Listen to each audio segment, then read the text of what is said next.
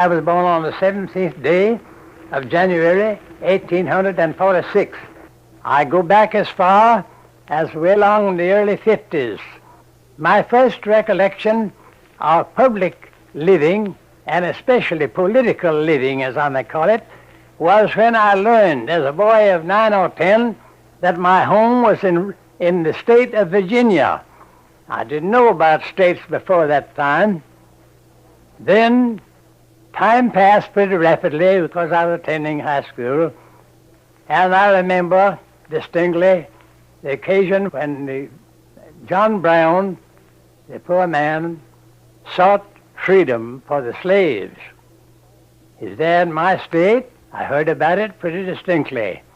I felt sorry, and yet sympathizing with my elders, I felt some resentment. Now, while some in my section, Southeast Virginia, I knew of some brutality, as I call it, exercised toward some of the Negro slaves, as a whole, the Negroes got along very well. Now, my father's Negroes, why I associated with them, in fact, being the baby of the family, I didn't have any white children for associates.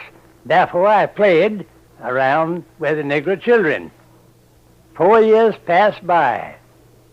Then came up the great struggle when the Republican Party had become a power in the land. In 1860, Mr. Lincoln was elected, as you know. And I remember that there was a good deal of excitement in my section that the Negro slavery would be interfered with. Negroes would be set free and all that. Well, I didn't feel much interest about it because I felt kindly toward the Dockers, and they were kindly toward me and toward my family. Now, I was attending school, as I said, and when in the spring of 61, when news came that war was actually declared. In fact, it had been coming when South Carolina, as we heard, seceded from the Union. Well, wonder now what Mr. Lincoln will do when he is seated on the presidential chair. Well, there was a variety of feeling about it, even among our 75 or 100 young men, boys, at school.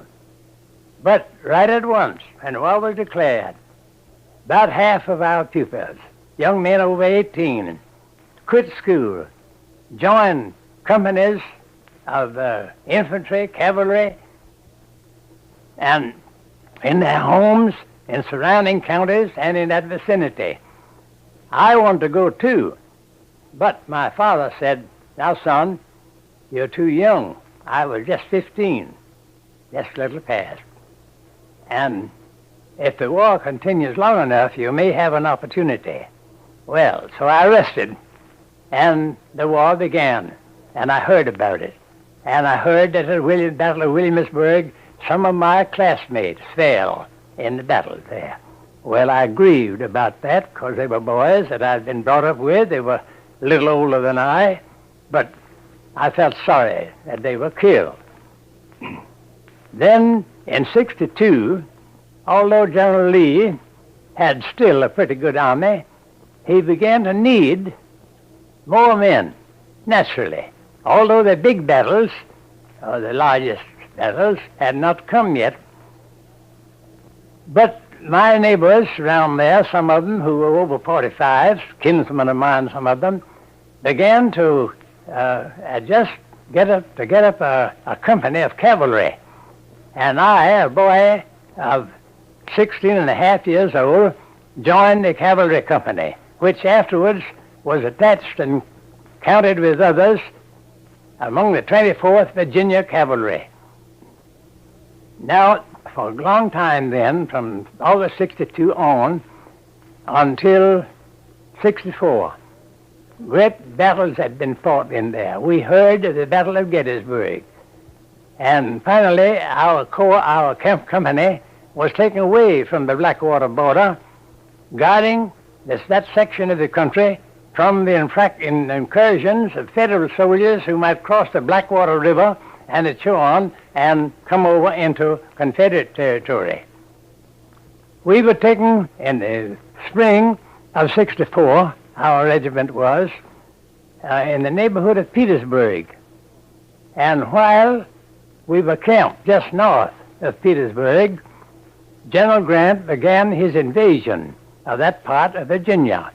We heard about it, and I remember very distinctly, one morning we heard that General Lee had crossed the James up north and was coming down the Turnpike Road in the direction of Petersburg, just near us. And the next morning, happening to look while I was on guard, across the James River, there we saw long lines of blue, the infantry of the Army and United States flags on the other side of the James, coming down to beyond the mouth of the Appomattox River that flows into the James, in order to cross on the pontoon bridges and thus begin the invasion of that part of Virginia and in the siege of Petersburg.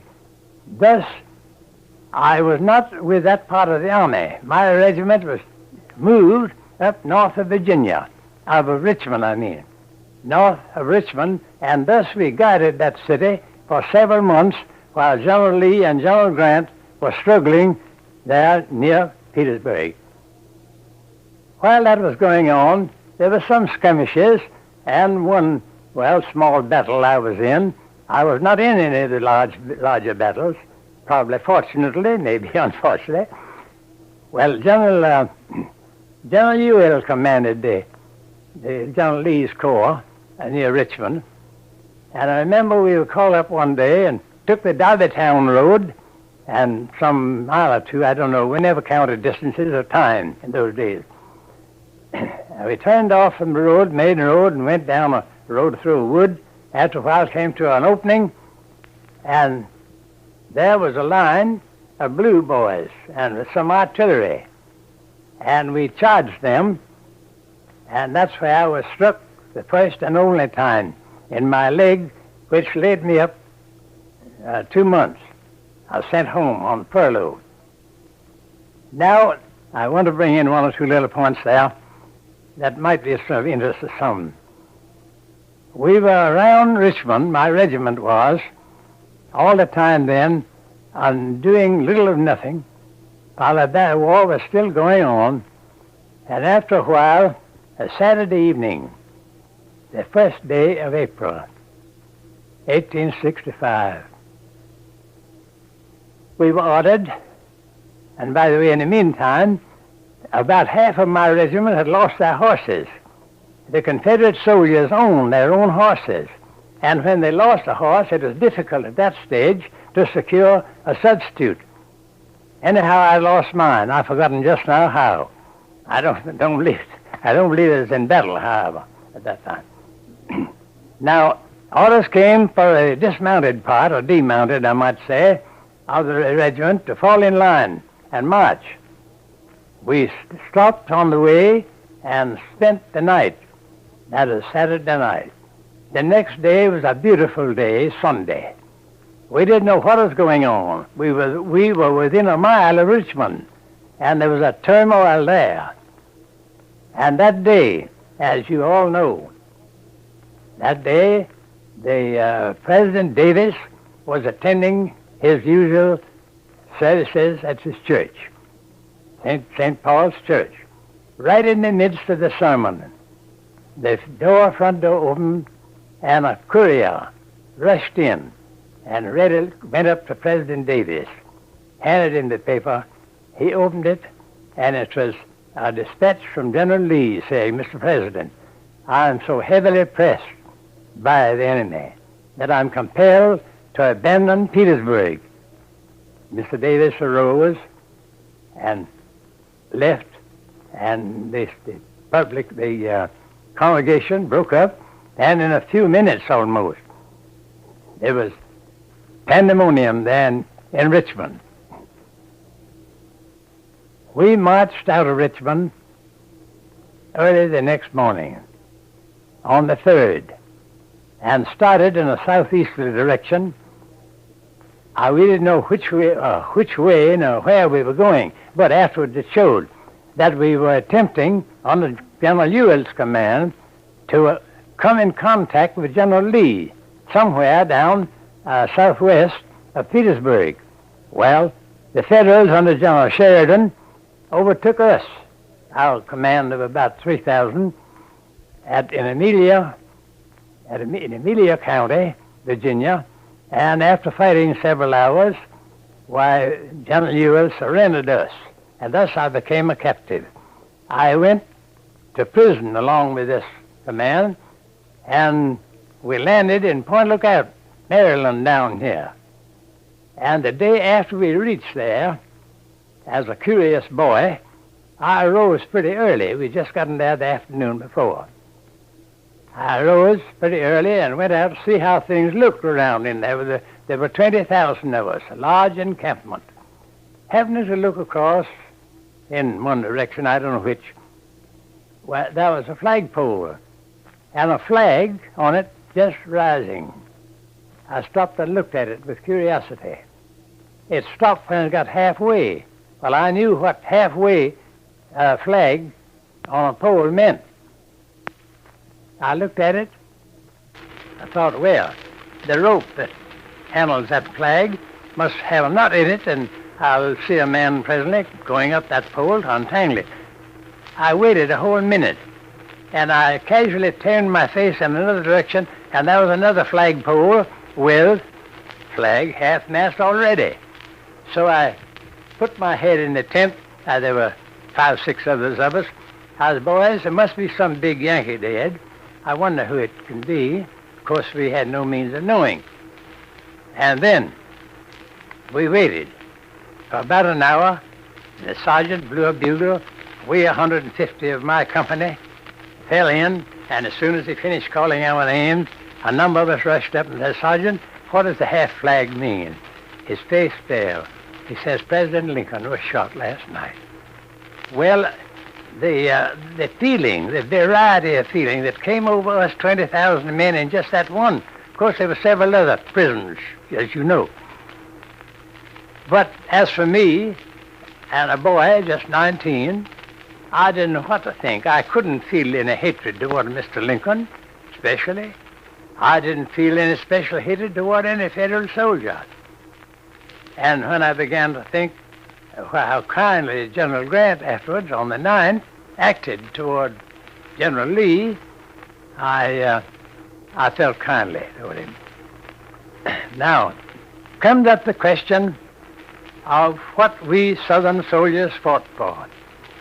My friends, as a boy of 16 and a half years old, I didn't think about any abolition of slavery. My mind wasn't developed enough to take in what the politicians had in mind, and hence there was no trouble as to the freedom of the slaves. About half of the Negroes, my father's Negroes, left and went to Norfolk to be under, as they considered, protection, but another half, 40, 50 of them, remained there and cultivated the crops until after the war. The South did not fight for the preservation or extension of slavery. General Lee, as is well known, was making arrangements to free his Negroes, and his father-in-law had already drawn up a part of his will, free his Negroes. My friends, it was a great curse on this country that we had slavery, and I thank God that I did not bring up my boys and girls under a system of slavery under which I was brought under. What did you boys fight for then? Here's what a great many people do not know. That as a young man that way, I couldn't understand it fully. But I look back now and see my part in it and saw what we struggled for, and that was for states' rights. For states' rights. And as many of you know, immediately after the war, the rights of the various states, well, especially in the South, were very much curtailed, if I may use that word. And since then, I have noticed, you let things come up, that encroach on the ordinary states' rights which we have preserved, and we find that the North, the boys that wore the blue, are with us in preservation of the states' rights.